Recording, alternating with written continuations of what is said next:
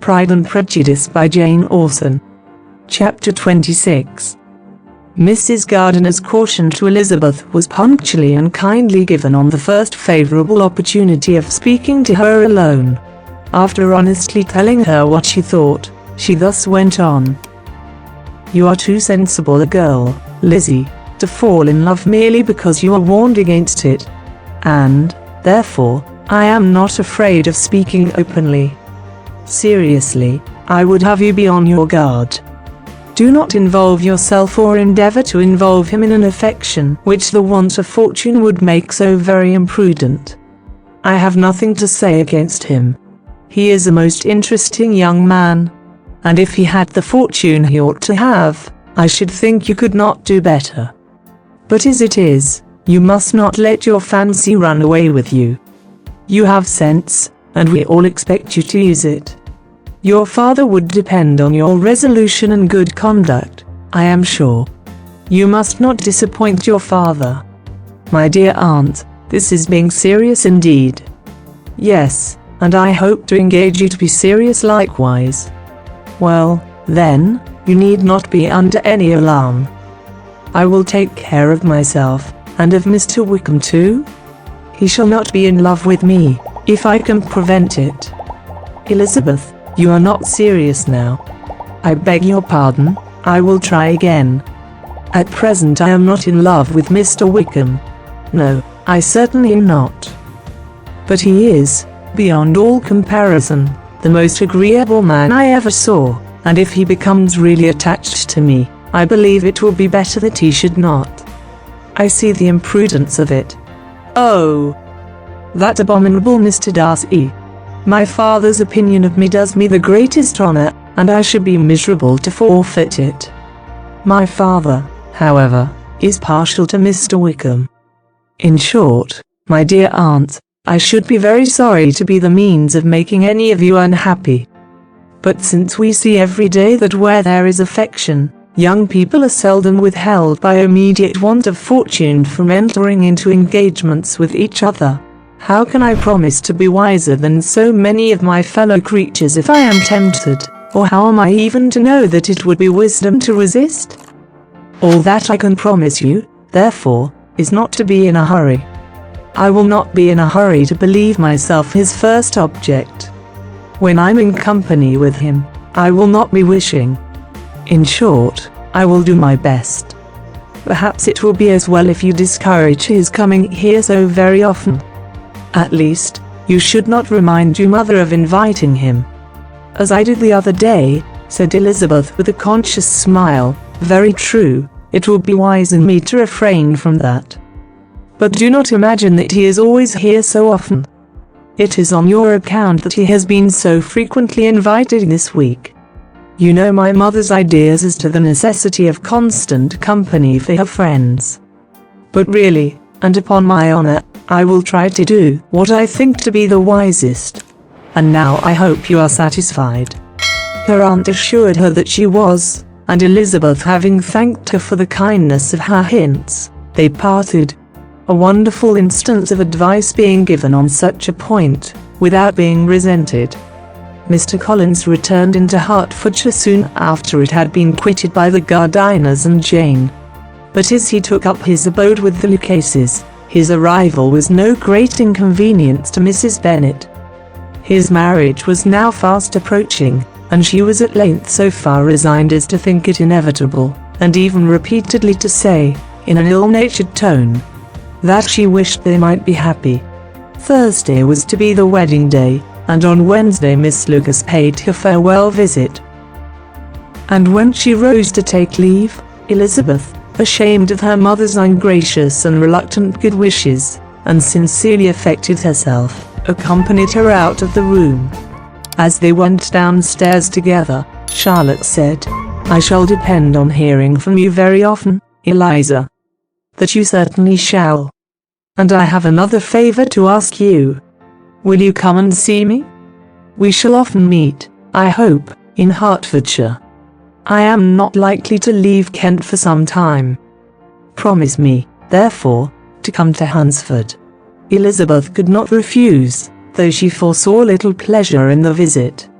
My father and Maria are coming to me in March," added Charlotte, "and I hope you will consent to be of the party." "Indeed, Eliza, you will be as welcome as either of them." The wedding took place. The bride and bridegroom set off for Kent from the church door, and everybody had as much to say, or to hear, on the subject as usual. Elizabeth soon heard from her friend, and their correspondence was as regular and frequent as it had ever been. That it should be equally unreserved was impossible.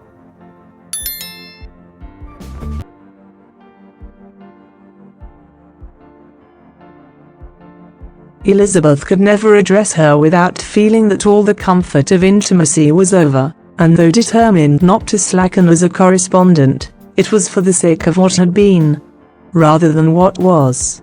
Charlotte's first letters were received with a good deal of eagerness. There could not but be curiosity to know how she would speak of her new home, how she would like Lady Catherine, and how happy she would dare pronounce herself to be.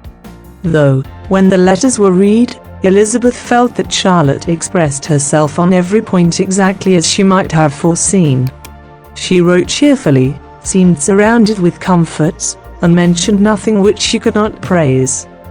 The house, furniture, neighbourhood, and roads were all to her taste, and Lady Catherine's behaviour was most friendly and obliging.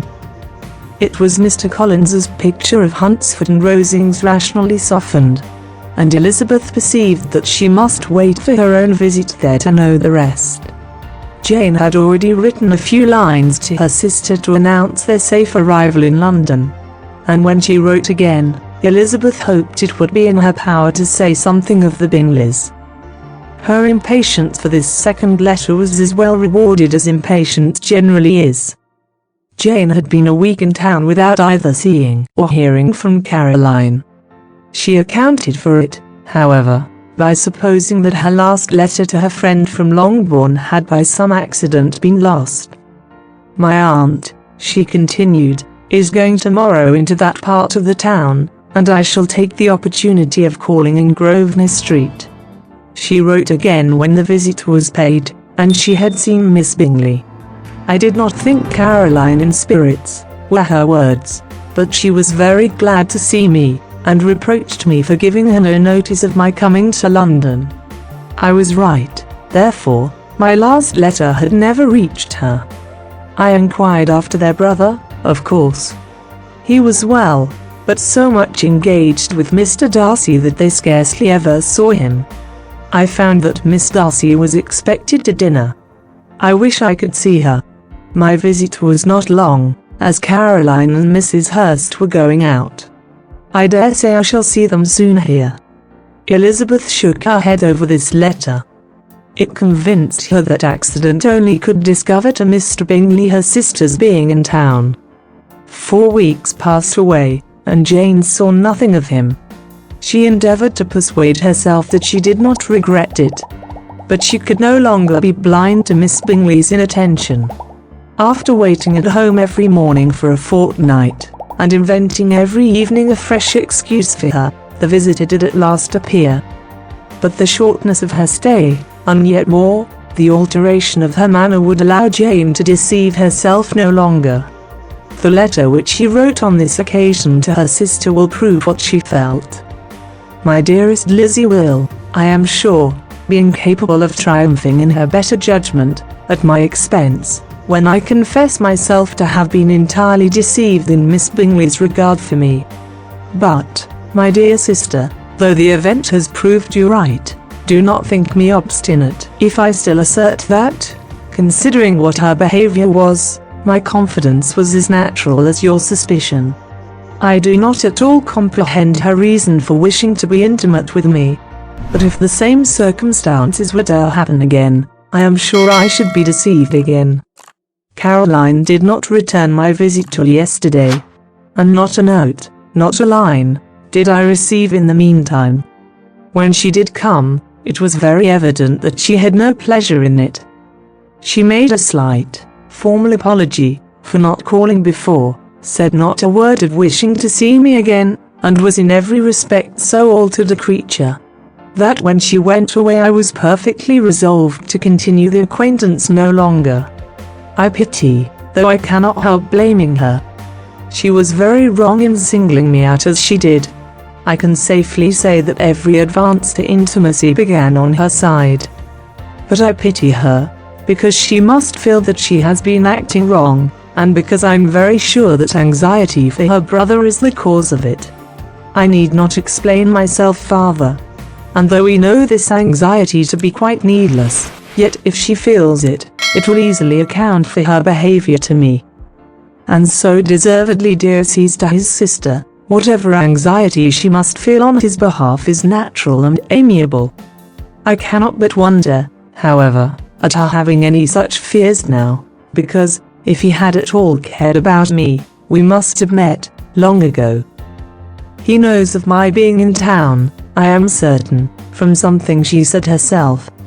And yet it would seem, by her manner of talking, as if she wanted to persuade herself that he is really partial to Miss Darcy. I cannot understand it. If I were not afraid of judging harshly, I should be almost tempted to say that there is a strong appearance of duplicity in all this.